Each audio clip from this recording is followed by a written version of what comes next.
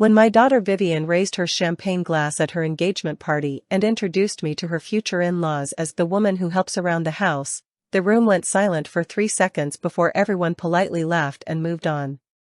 But I didn't move on. I stood there in the corner of her fiancé's parents' mansion, wearing the $300 dress I had bought specifically for this occasion, holding a glass of champagne that suddenly tasted like vinegar, and felt my entire world collapse around me. The woman who helps around the house. Not my mother who raised me alone after my father died. Not the woman who worked 3 jobs to put me through private school. Not the person who sacrificed everything so I could have the life I never had. Just the help. Her future mother-in-law, Mrs. Catherine Ashford, looked at me with a mixture of pity and dismissal. "Oh, how nice that you could join us," she said in that voice wealthy people use when they're being polite to the staff. "Vivian mentioned you've been with the family for years." With the family. As if I were the housekeeper. As if I hadn't carried this girl in my body for 9 months, hadn't held her through fevers and heartbreaks, hadn't sold my grandmother's jewelry to pay for her college application fees. Vivian didn't correct her. She just smiled that perfect smile she had learned somewhere along the way, a smile I didn't recognize, and steered Mrs. Ashford toward more important guests. "I am 58 years old. My name is Margaret Chen." And that night, in that mansion filled with people who looked right through me, I finally understood the truth I had been avoiding for years. My daughter was ashamed of me. Let me tell you how we got here. When my husband David died in a car accident 27 years ago, Vivian was 4 years old. I was 31, with no college degree, no savings, and a mortgage I couldn't afford on my own. David had been the breadwinner. I had been the stay-at-home mom, the one who baked cookies for school events and organized playdates. Suddenly, I was everything. Mother. Father. Provider. Protector. I took 3 jobs.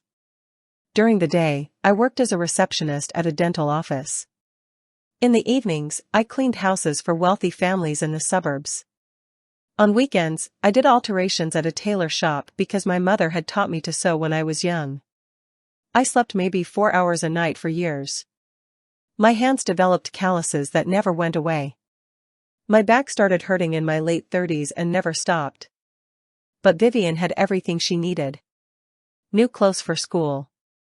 Tutoring when she struggled with math. Dance lessons, piano lessons, summer camps. I kept a journal of every expense.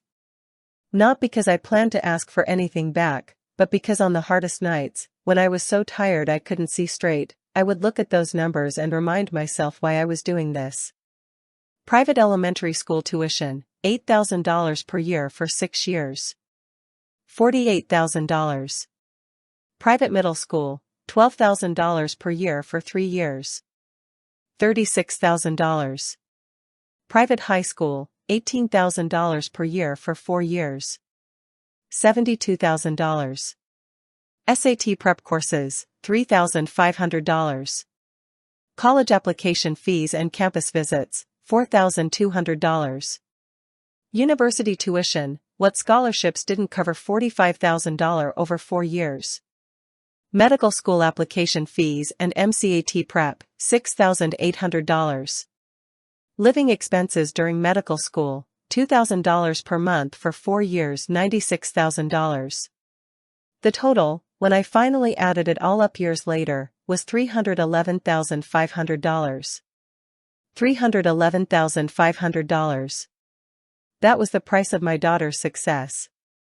That was what I had poured into her future while I wore the same 3 work outfits for a decade, while I skipped meals so she could have seconds, while I told her I wasn't hungry when really I was saving my portion for her lunch the next day. And now she introduced me as the help. The drive home from the engagement party was the longest 45 minutes of my life. I replayed every moment. The way Vivian had positioned me in the corner, away from the important guests.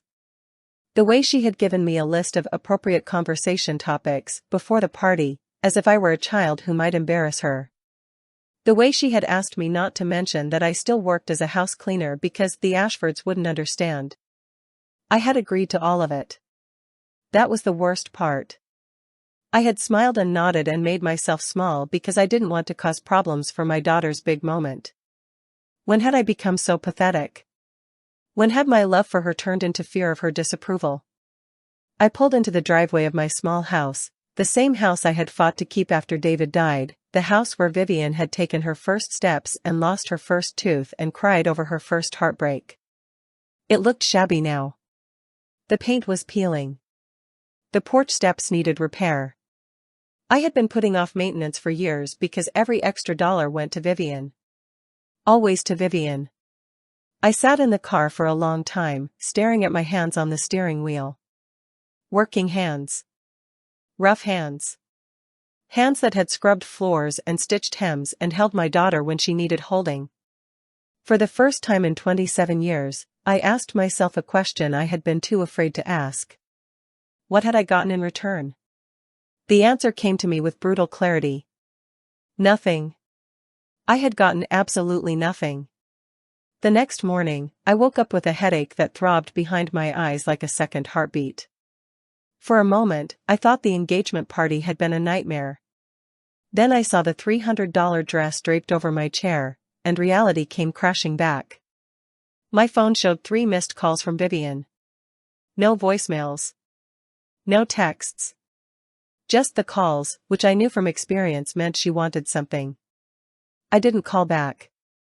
Instead, I made coffee and sat at my kitchen table, the same table where I had helped Vivian with homework for 14 years, and began to think. The relationship I had with my daughter was not a relationship. It was a transaction. I gave. She took. That was the entire dynamic, and it had been that way for so long that I hadn't even noticed it happening. When was the last time Vivian had called just to ask how I was doing? I couldn't remember.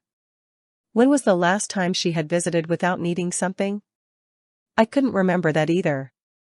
When was the last time she had said I love you without it being attached to a request for money? Never. The answer was never. I pulled out the journal I had kept for 27 years. Page after page of expenses, sacrifices, late nights. Every dance recital ticket. Every emergency room visit when she broke her arm at summer camp. Every birthday party I had organized with money I didn't have. And then I pulled out something else. A folder I had started keeping 3 years ago, when Vivian graduated from medical school and things started to change. It was a record of every time she had taken from me since becoming a doctor. The $15,000 loan for her apartment deposit that she never paid back. The $8,000 I gave her to furnish the apartment because appearances matter in my profession. The $5,000 for professional clothes because I can't show up to the hospital looking poor.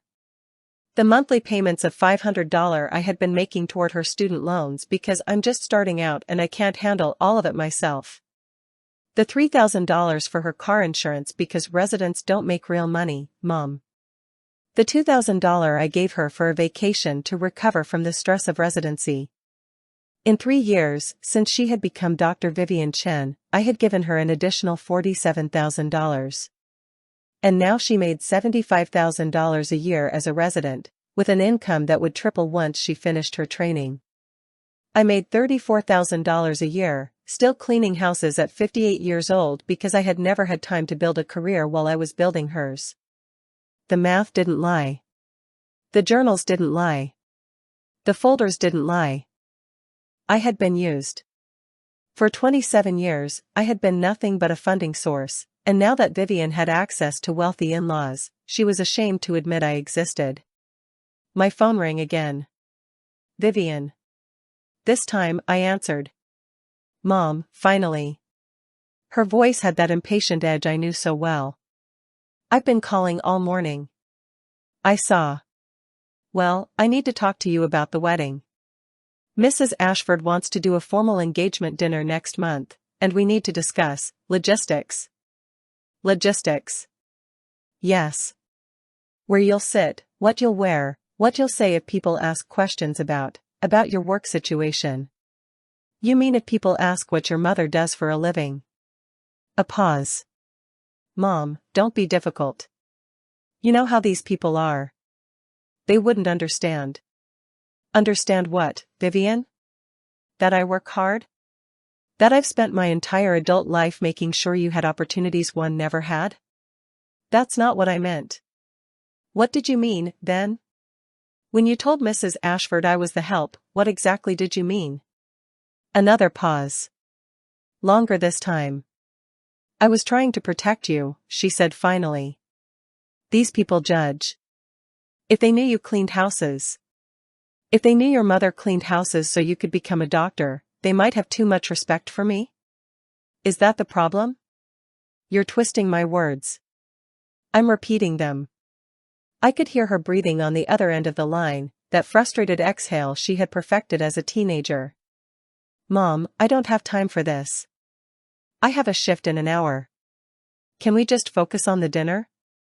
I need you to wear something appropriate, and I need you to let me introduce you properly this time. Properly. As my mother. I'll say you're my mother. But not that I clean houses. Mom. And not that you still owe me $15,000 that you promised to pay back. That's not fair. I'm a resident. I don't have. You have enough to plan a $50,000 wedding. I saw the budget spreadsheet on the table at the party. Silence. The Ashfords are paying for most of it, she said quietly. Most. Not all. How much are you contributing? 10,000. And you can't pay me back? Mom, that's different. That's my wedding. That's my future. And what about my future, Vivian? What about the retirement I don't have because I spent it on you? What about the house that's falling apart because I couldn't afford repairs? What about the fact that I'm 58 years old and I still scrub toilets because I never had time to build anything for myself? I heard her draw a sharp breath. I didn't ask you to do any of that. The words hit me like a physical blow. She didn't ask. She didn't ask me to sacrifice everything. Therefore, she owed me nothing. No, I said slowly. You didn't ask. You just took. That's not fair. I have to go, Vivian. I have houses to clean. I hung up before she could respond. For 3 days, I didn't answer her calls. For 3 days, I went to work, came home, and sat with my journals and folders, adding up the numbers, documenting the patterns. I made a timeline. Every major expense, every sacrifice, every time I had gone without so she could have more. And then I made another timeline. Every time she had called me in the past year, 42 calls. The reason for each call, 39 were requests for money, advice about money, or complaints about money.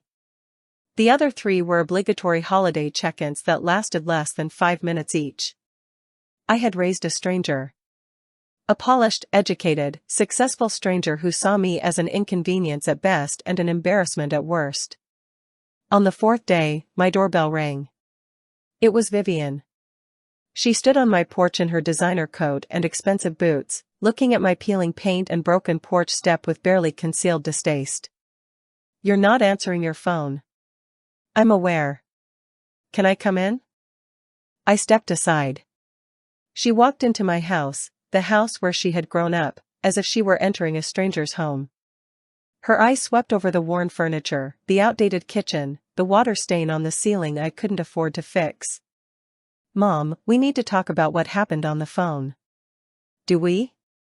You were being unfair. I was trying to explain. You were trying to explain why I should be quiet about who I am so I don't embarrass you in front of your rich in-laws. That's not. Vivian. I held up my hand. I have spent 27 years of my life devoted to you. I have given you everything I had and things I didn't have. I have sacrificed my health, my finances, my future. And in return, you have given me nothing but requests for more. That's not true. I love you. I'm grateful. When was the last time you said that without needing something? She opened her mouth. Closed it. Opened it again. I don't. You don't remember. Because it hasn't happened. I walked to my dining table and picked up the folder I had prepared. I've been keeping records, Vivian. Of everything. I handed her the folder. She opened it, and I watched her face as she flipped through the pages. The private school tuition. The college expenses. The medical school support. The post-graduation loan she never intended to repay. What is this? That is $358,500. That is what I have spent on you since your father died. That is 27 years of my life, reduced to numbers on a page. Her face went pale. Mom, I had no idea. No. You didn't. Because you never asked. Because you never thought about where the money came from or what it cost me. Because I was just the help. I shouldn't have said that. It was wrong. I was nervous and I wasn't thinking. You were thinking clearly enough to give me a list of approved conversation topics. You were thinking clearly enough to position me in the corner away from important guests. You were thinking clearly enough to be ashamed of me. Tears welled in her eyes. Mom, please. I'm sorry. I'll make it right. I'll introduce you properly at the engagement dinner. I'll tell everyone who you really are. And then what? You'll still ask for money you don't intend to pay back. You'll still only call when you need something. You'll still treat me like an ATM with a heartbeat. That's not fair. 3 days ago, you told me you didn't ask me to sacrifice for you. So you're right. You didn't ask. And I'm not asking you to repay me now. I'm telling you that the account is closed. Permanently. Her expression shifted. The tears were still there, but something else flickered behind them. Calculation. What do you mean? I mean no more money. No more loans. No more subsidizing your lifestyle while I work myself into an early grave. Whatever you need from now on, you'll have to get somewhere else. Mom, I'm getting married. I have expenses. You're marrying into one of the wealthiest families in the city. I think you'll manage. But the wedding. I was counting on your contribution. I almost laughed. What contribution? The one you were planning to ask for after you finished hiding me from your in-laws? She had the decency to look ashamed. But only for a moment. Fine, she said, her voice going cold. If that's how you want to be. It's how I have to be. For myself. For the first time in 27 years, I'm going to put myself first. She gathered her purse and walked to the door. At the threshold, she turned back. You're going to regret this, Mom. When you're old and alone and you need help, you're going to wish you hadn't burned this bridge. I looked at my daughter, this stranger in designer clothes, and felt something release in my chest. Not anger. Not sadness. Something closer to relief. Vivian, I've been alone for years. The only difference now is that I'm choosing it. She left without another word. The silence after she was gone was the most peaceful thing I had heard in decades. 2 weeks passed. I didn't hear from Vivian. I went to work, cleaned houses, came home. But something had shifted inside me. For the first time since David died, I was doing things for myself. I canceled the $500 monthly payment I had been making toward Vivian's student loans. That was $500 that would stay in my account. I took myself out to dinner at a restaurant I had walked past for years but never entered because it felt like a luxury I couldn't afford. I called my sister Ruth in Florida, the sister I had barely spoken to in years because I was always too busy, too tired, too focused on Vivian to maintain other relationships. Margaret? Ruth sounded shocked when she answered. Is everything okay? No, I said honestly. But I think it's going to be. I told her everything. The engagement party. The help comment. The $358,500. The confrontation. Ruth listened without interrupting. When I finished, she was quiet for a long moment. I've been waiting for this call for 20 years, she said finally. What do you mean? Margaret, I watched you pour everything into that girl. I watched you work yourself to exhaustion while she complained that her friends had nicer things. I watched you sacrifice your health, your finances, your happiness. And I watched her take it all without ever seeming grateful. Why didn't you say anything? I tried. Once. Do you remember? About 10 years ago. I suggested that maybe Vivian could get a part-time job in college instead of you working extra shifts. And you didn't speak to me for 2 months. I did remember. I had accused Ruth of not understanding, of judging my daughter, of not supporting me. I had been so defensive, so blind. I'm sorry, I whispered. You were protecting your child. I understand that. But Margaret, that child is 31 years old now. She's a doctor. She's marrying into money. And she called you the help. There's nothing left to protect. What do I do now? You live. Finally. You live for yourself. Her words echoed in my mind long after we hung up. Live for yourself. It sounded so simple. But I had no idea how to do it. I had spent so long being someone's mother, someone's provider, someone's safety net. Who was I without those roles? I was about to find out. A month after our confrontation, I received an official-looking envelope in the mail. It was from a law firm I didn't recognize. Inside was a letter that made my blood run cold. Dear Mrs. Chen.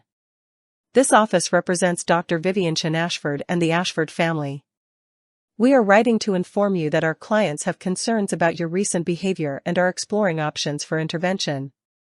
It has come to our attention that you have been keeping detailed financial records of private family transactions for decades. This behavior, combined with your recent irrational decision to sever financial ties with your daughter, suggests a pattern of instability that may require professional evaluation. Additionally, our clients have been informed that you have been making defamatory statements about Dr. Chen Ashford to family members, specifically allegations that she has been using you financially. Such statements, if continued, may constitute grounds for legal action. We strongly encourage you to reconsider your current position and to seek appropriate counseling. If you wish to discuss a resolution, please contact our office. I read the letter 3 times. My hands were shaking by the end. They were trying to gaslight me. To make me sound crazy for keeping records. To threaten me into silence. To force me back into compliance. And the Ashfords were involved now. Vivian had brought in reinforcements. For a moment, just a moment, I felt the old fear rising. The fear of losing my daughter completely. The fear of being wrong. The fear of dying alone and unloved.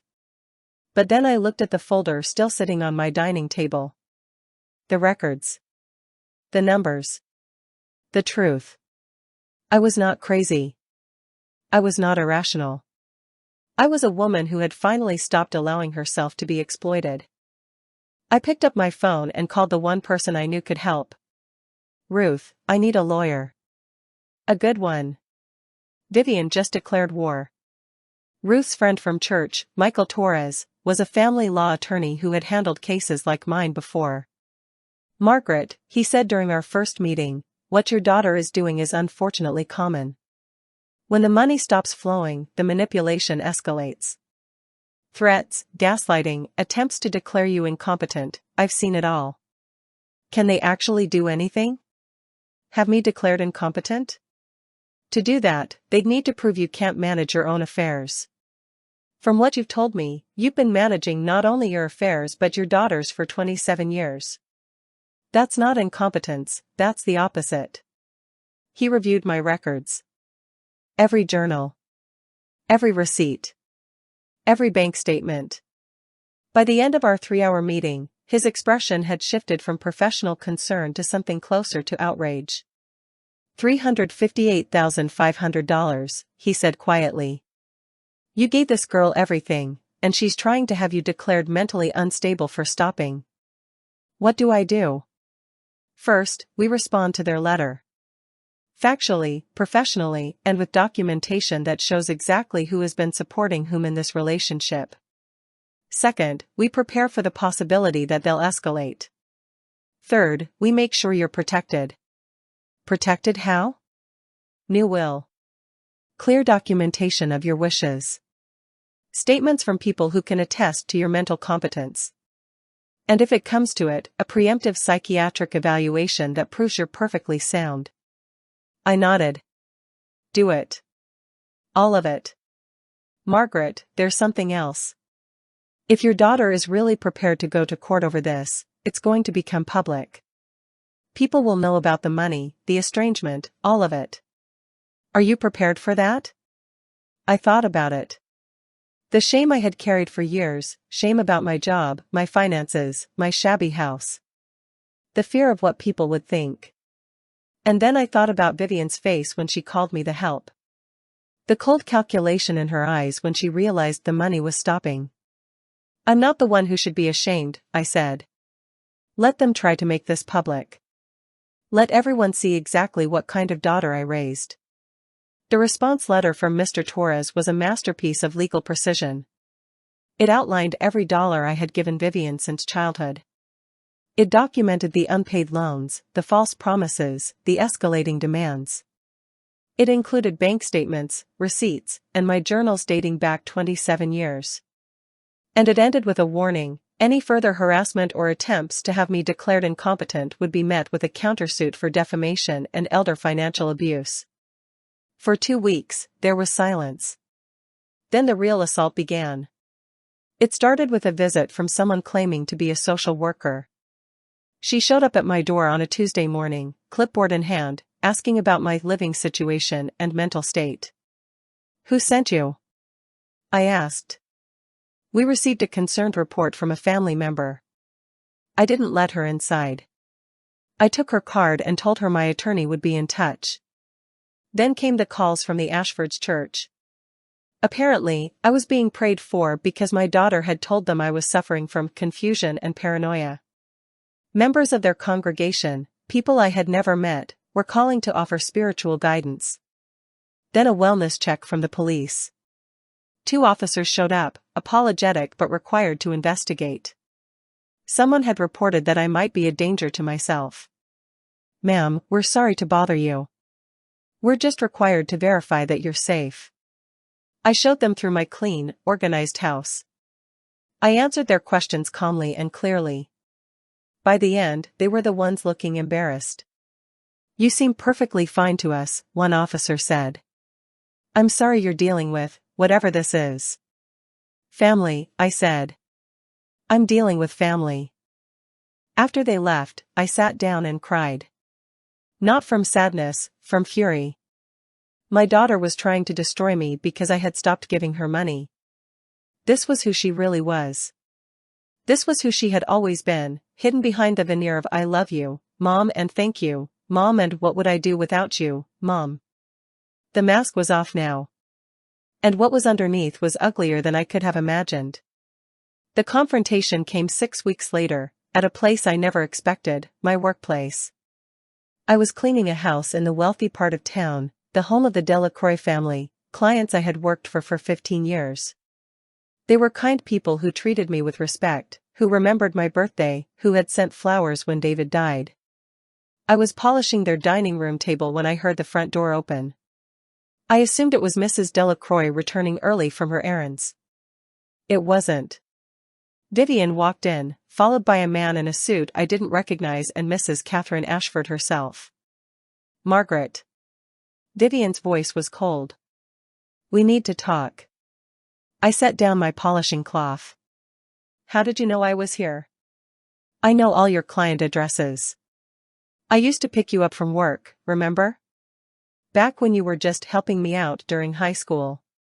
The man in the suit stepped forward. "Mrs. Chen, I'm Dr. Richard Brennan, a psychiatrist specializing in geriatric assessment. The family has asked me to evaluate your current mental state." The family.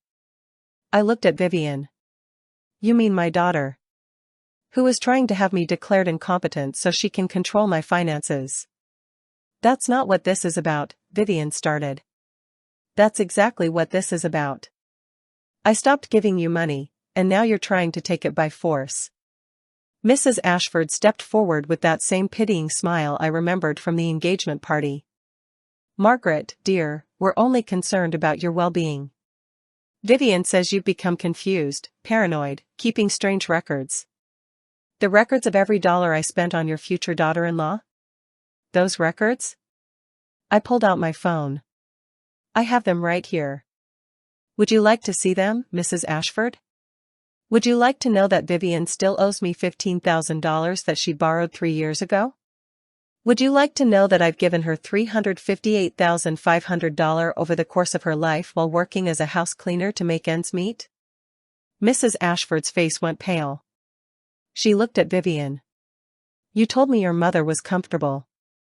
You said she had savings. She's confused. I am not confused. I held up my phone. I have bank statements. Receipts. 27 years of documentation. Would you like me to send them to you, Mrs. Ashford? Would you like to know exactly how your son's fiancée financed her education? The room was silent. Dr. Brennan cleared his throat. Mrs. Chen, regardless of the financial situation, I'm here to assess. You're here because my daughter is paying you to declare me incompetent. How much is she offering? 10,000? 20? I imagine it would need to be quite a lot to risk your medical license on a fraudulent assessment. His face reddened. I assure you, my assessments are entirely objective. Then you won't mind if I record this conversation and share it with my attorney, who, by the way, is preparing a countersuit for elder financial abuse and harassment. The door opened behind us. It was Mr. Delacroix, home unexpectedly early. What's going on here? He looked at the group assembled in his dining room, then at me. Margaret, are you all right? These people are trying to have me declared mentally incompetent, I said calmly. They broke into your home to ambush me at my workplace. Mr. Delacroix's expression darkened. Get out. Vivian stepped forward. Sir, I'm Dr. Vivian Chen, Margaret's daughter. I don't care who you are. You're trespassing. Get out of my house before I call the police. They left. But at the door, Vivian turned back to me. Her mask was completely gone now. What I saw underneath was pure hatred. This isn't over, she said. You're going to regret this. I already have regrets, Vivian. 27 years of them. But this isn't one of them. The court case came 3 months later. Vivian and the Ashfords had filed a formal petition for conservatorship, claiming I was incapable of managing my own affairs. My lawyer, Mr. Torres, had prepared meticulously. We had statements from my employers, all of whom described me as competent, reliable, and sharp. We had a psychiatric evaluation from Dr. Linda Moore, arranged by my attorney, that confirmed I was in excellent mental health. We had 27 years of records showing that I had not only managed my own finances but had single-handedly funded my daughter's rise to success. And we had something else. Something that changed everything. During discovery, Mr. Torres had obtained records from the Ashford family's financial accounts. What he found was damning. 3 weeks after Vivian and I had our confrontation, a payment of $25,000 had been made to Dr. Richard Brennan, the psychiatrist who had tried to evaluate me at the Delacroix house. 2 weeks later, another payment of $10,000 to a consultant who turned out to be the social worker who had shown up at my door. And a series of payments totaling $15,000 to various private investigators who had been following me, documenting my activities, trying to find evidence of erratic behavior. The Ashfords had spent $50,000 trying to have me declared incompetent. This is bribery, Mr. Torres said when he showed me the records. This is fraud. This is conspiracy against an elderly person. And it's all documented. On the day of the hearing, I walked into the courtroom with my head held high. I wore a simple blue dress, not expensive, but clean and dignified. I was not ashamed of who I was. Not anymore. Vivian was there with her attorney and Mrs. Ashford. Marcus Ashford, Vivian's fiancé, was notably absent. I later learned he had wanted nothing to do with the proceedings. The judge was a woman in her 60s named Patricia Washington. She had a reputation for being fair and for having little patience for family disputes motivated by greed. Vivian's attorney went first.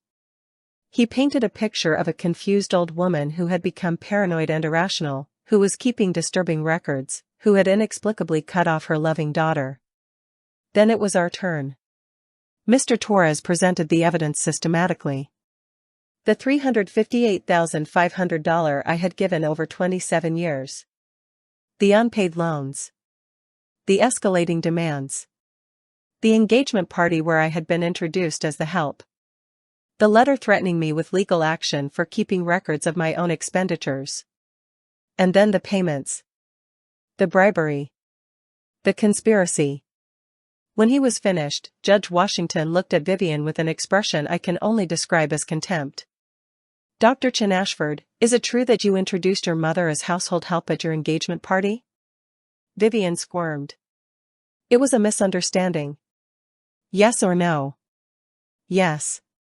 Is it true that you owe your mother $15,000 that you borrowed 3 years ago? I intended to pay it back. Is the debt current or not? It's current. Is it true that your mother has given you over $350,000 over the course of your life? I didn't ask her to. Is it true? Vivian's jaw tightened. Yes. And is it true that after she stopped providing financial support, you and your in-laws paid over $50,000 to various professionals in an attempt to have her declared incompetent? Silence. Dr. Chen Ashford, I asked you a question. We were concerned about her well-being. The records show that Dr. Brennan received $25,000 for his services. Is a $25,000 psychiatric evaluation standard in your experience? I don't know what he charged. The payment came from your joint account with the Ashford family. Are you claiming you didn't know about it? Vivian looked at Mrs. Ashford, who had gone pale. No further questions for this witness, Mr. Torres said. Your Honor, we'd like to call our own expert witnesses. Dr. Moore testified about my mental health. My employers testified about my reliability and competence. Ruth flew in from Florida to testify about our family history, about watching me sacrifice everything for a daughter who gave nothing back. And then I took the stand. Mrs. Chen, Mr. Torres asked, why did you keep such detailed records of your expenditures on your daughter? At first, it was just to remind myself why I was working so hard. On the nights when I was exhausted, when I couldn't see straight from cleaning houses all day, I would look at those numbers and remember that it was for Vivian. For her future. And later? Later, I started to notice a pattern. That she only called when she needed something. That she never asked about my life, my health, my happiness. That I was giving and getting nothing back. The records became a way of seeing the truth I didn't want to admit.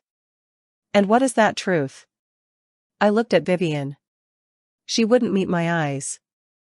That my daughter never loved me. She loved what I could do for her. And when I stopped being useful, she tried to have me declared incompetent so she could take what was left. Do you regret your decision to stop providing financial support? No. My voice was steady. I regret that it took me 27 years to see the truth. I regret all the years I spent hungry so she could be full. I regret the retirement I don't have, the health I sacrificed, the relationships I neglected. But I don't regret finally choosing myself. Judge Washington's ruling was swift and decisive. This court finds no evidence whatsoever that Margaret Chen is incapable of managing her own affairs. On the contrary, the evidence suggests she has been managing not only her own affairs but those of her adult daughter for decades. Furthermore, this court is deeply troubled by the evidence of payments made to professionals in an apparent attempt to manufacture a case for incompetency. This court will be referring these matters to the appropriate authorities for investigation. The petition for conservatorship is denied. Additionally, the petitioners are ordered to pay all legal costs incurred by the respondent. She looked at Vivian and Mrs. Ashford with barely concealed disgust. Dr. Chen Ashford, you are a physician. You took an oath to do no harm. What you have attempted to do to your mother is harmful beyond measure. I suggest you reflect carefully on the person you have become. The gavel came down. I had one. After the hearing, I walked out of the courthouse into bright sunshine. Mr. Torres shook my hand, congratulated me, told me he would be in touch about the costs and the potential criminal referrals. I barely heard him. I was too busy breathing. Really breathing, for the first time in 27 years. Vivian caught up with me at my car. Mom. Wait. I turned. She looked smaller somehow. Diminished. I'm sorry, she said. I didn't mean for any of this to happen. I was scared and I made bad decisions and... Vivian. I held up my hand. For 27 years, I accepted your apologies because I wanted to believe them. I wanted to believe that you loved me, that you were grateful, that all my sacrifices meant something. But they didn't, did they? They never did. That's not true. When did you decide I was an embarrassment? Was it medical school? When you started meeting wealthy people and realized where you came from? Or was it earlier? Did you always look at me and see just the help? Tears ran down her face. Mom, please. I'm not angry anymore, Vivian. I don't have the energy for anger. I'm just done. I hope you have a happy life with the Ashfords. I hope you find whatever it is you're looking for. But you'll have to do it without me. You're my mother. Yes. I am. I will always be your mother. But that doesn't mean I have to be your victim. I got in my car and drove away. In my rearview mirror, I saw her standing in the parking lot, watching me go. It was the last time I ever saw her. 1 year later, I am a different person.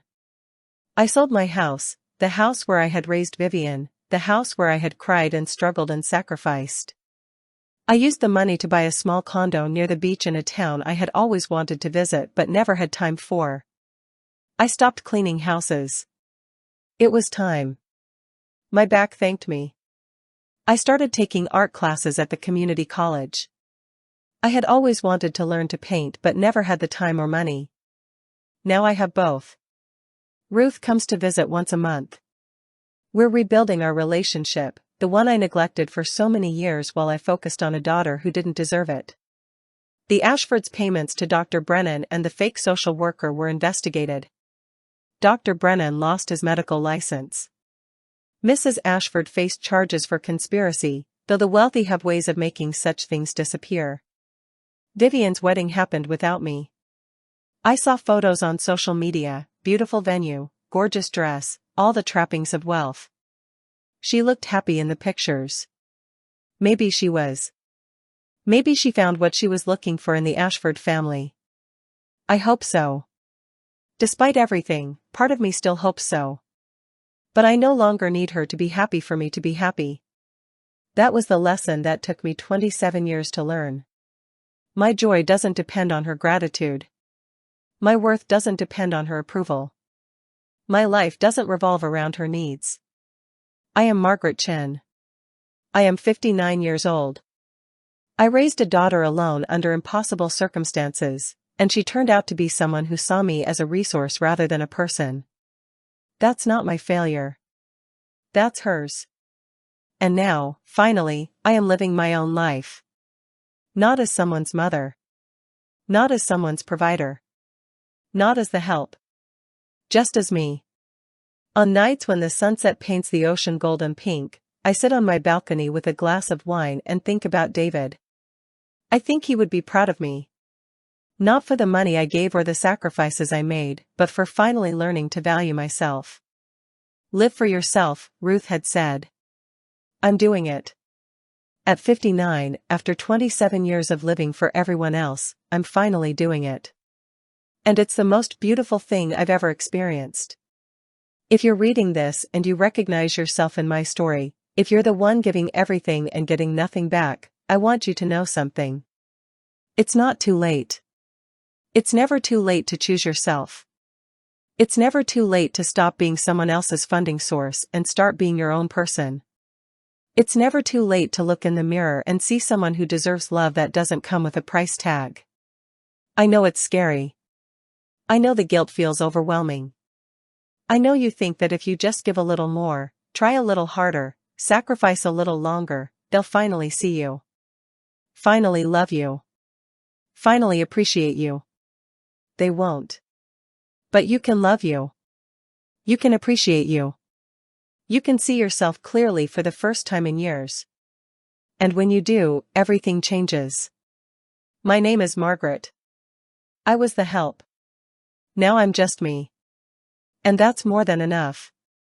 If this story touched your heart, please like and subscribe to Helen's Tale. Your support helps us share more stories of strength, survival, and the courage to choose yourself. What would you do in Margaret's situation? Share your thoughts in the comments below.